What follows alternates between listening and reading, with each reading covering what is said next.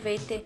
Обещах ви да ви покажа как да си направите ето този плик за паричен подарък. Да ви покажа пак как изглежда отвътре. Ето по този начин. Ето е банкнотата. Може да си сложите, както аз съм си сложила, висулка или нещо, което допълнително искате да подарите на празника. Това, което ви е необходимо, за да го направите, е един бял лист А4, който да изрежете на 20 на 24 см. Следващото, което трябва да направим, е сгъвките.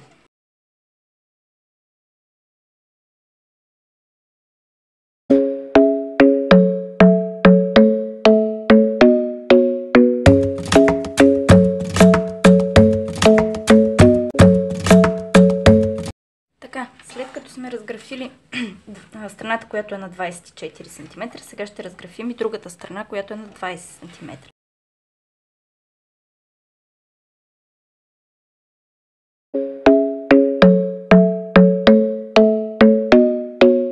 Нож. След като сме готови, започваме на тази страна, която е 24 см и изрязваме, да ви покажа първо от по-близко, от началото до тук, където свършват двете квадратчета, които са се образували. До тук режем. От тази страна, от другия край, режеме отдолу под двете квадратчета. И от другата страна по същия начин.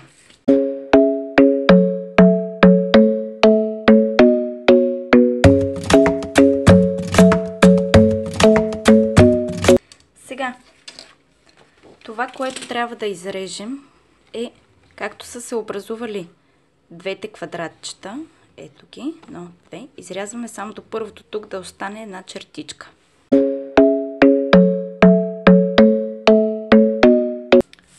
А от тук трябва да изрежеме само по едно квадратче отдолу и отгоре. Другото да си остане пак така, само без да се премахва. Сега с ножицата трябва да изрежеме по мъничко тук, за да може като се прегъне да не седи грозно.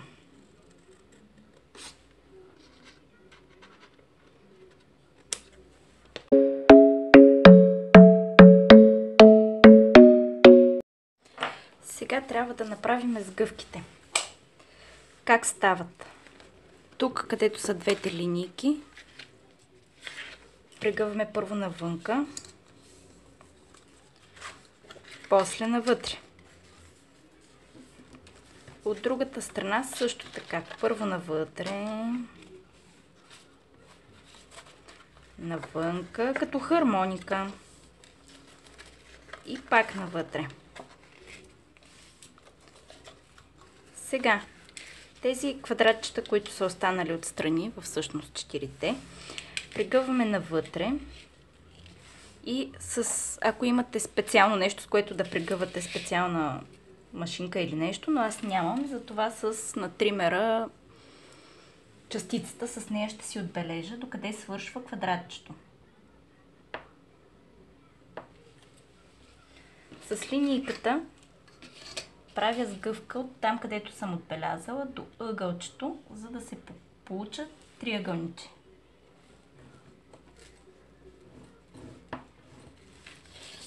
Така правим и с 4-те квадратчета.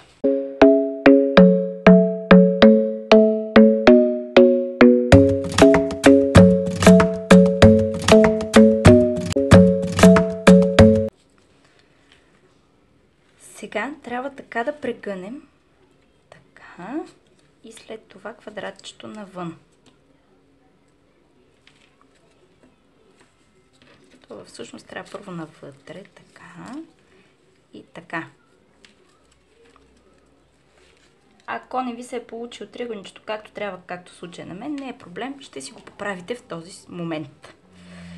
Значи прегъвате тази част навътре, след което тук, където сте оформили триъгълничето, прегъвате и после квадратчето навътре.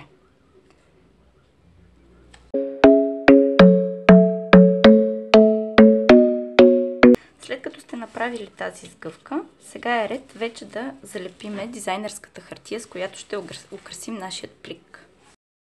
И така, за да украсиме са ни необходими 4 листчета дизайнерска хартия с размер 7,5 на 15,5, 4 броя.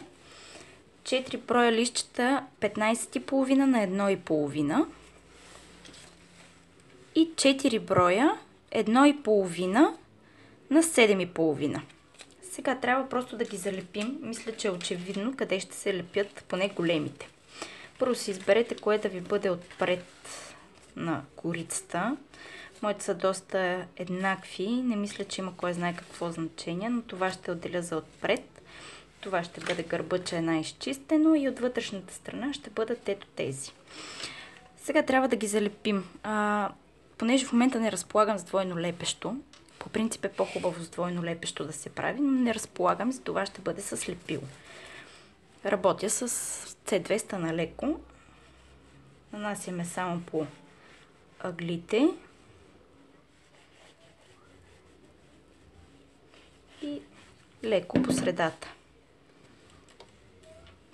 После го залепваме. Започвам от основата, от вътрешната страна, де-факто, което ще бъде. Прилепвам добре. Моята хартия е леко релефна и по-трудно се залепва. Самата хартия, тези сърчица, които виждате, са релефни, имат отблясъци. Това е една от първите дизайнерски хартии, които някога съм си купила и които така и не съм използвала. Не знам защо, не са ми влезли в употреба.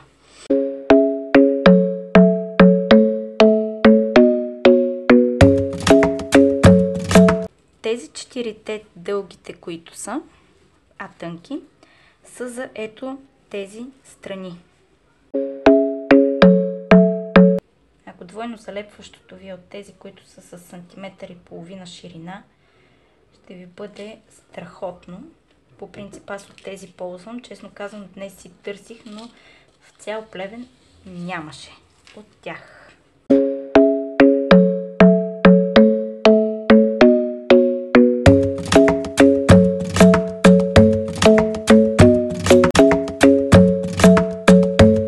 От късичките, две от тях са за тук, а другите две са за от външната страна.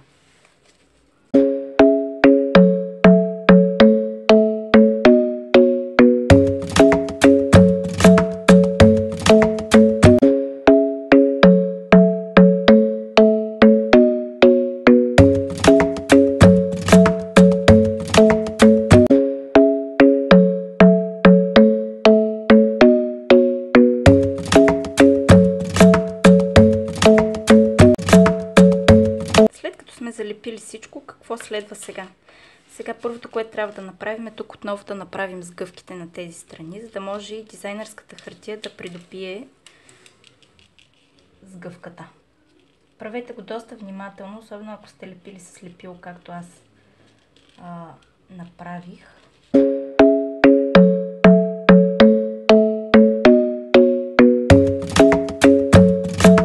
След като сме направили сгъвките, сега, това, което трябва да направим, е всъщност да образуваме кутийката. Обръщаме наопаки. Тези бели квадратчета трябва да залепим ето тук.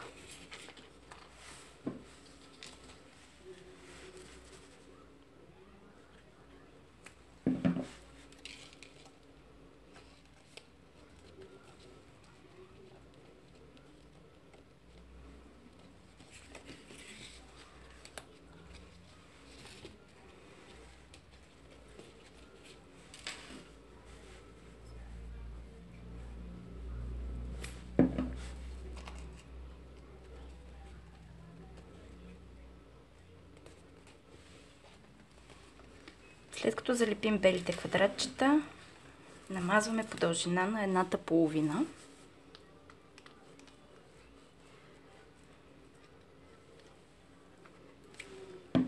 И залепваме и нея.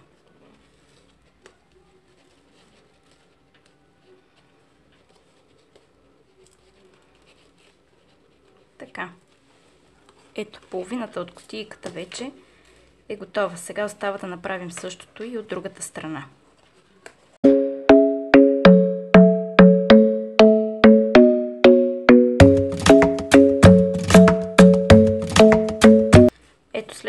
ги залепили вече, се е получила една кутийка, която се затваря последният начин. Ето тук има проблем с дизайнерската хартия. Доста по-добре ще е да работите с двойно лепещо, отколкото с лепило, както в случая аз, и ми се подгъна малко хартията. Така и затваряме. Но все пак трябва да го затворим по някакъв начин. В случая аз използвам панделки. Сега взимате си това, на което може да режете с макетното ножче, защото ако е директно върху масата, ще я нарежем.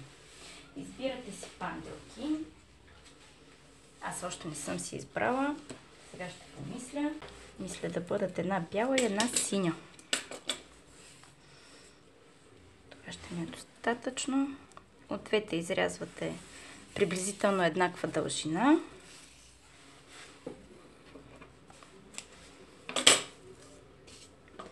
И как да ги промушим? Начина за промушване е с макетният нож. Изрязваме по една чертичка, през която да промушим панделките от вътрешната страна на кутийката. Гледаме да бъде горе-долу по средата, или пък ако не искате да бъде по средата, вие си решавате къде да бъде.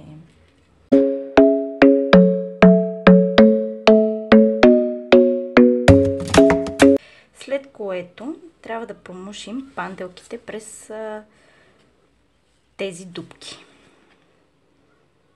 Ще бъде доста трудно, затова ще използвам макетният нож.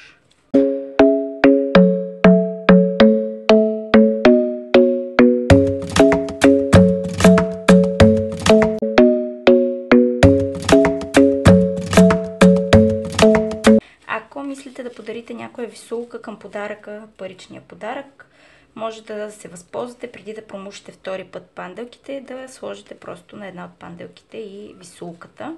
Но в случая аз нямам висулка, с която да ви покажа. Ами това е всичко, ето вече може да го затворим. Нали, естествено, първо поставете парите, които ще подарите. Затворете го. И завържете.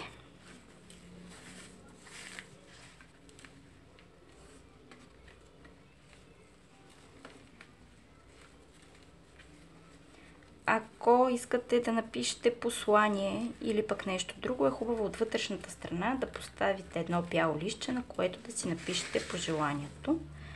Следващата стъпка е да изравниме панделката да бъде еднаква дължина. Хубаво е да обгорите с запалка, но аз в момента нямам запалка. Така, това е от мен. Ето ги и двете картички, пликчета за подарък. Възползвайте се и си направете ваше, което вие сами да изработите. Ще бъде страхотен подарък и доста ценен. Чао!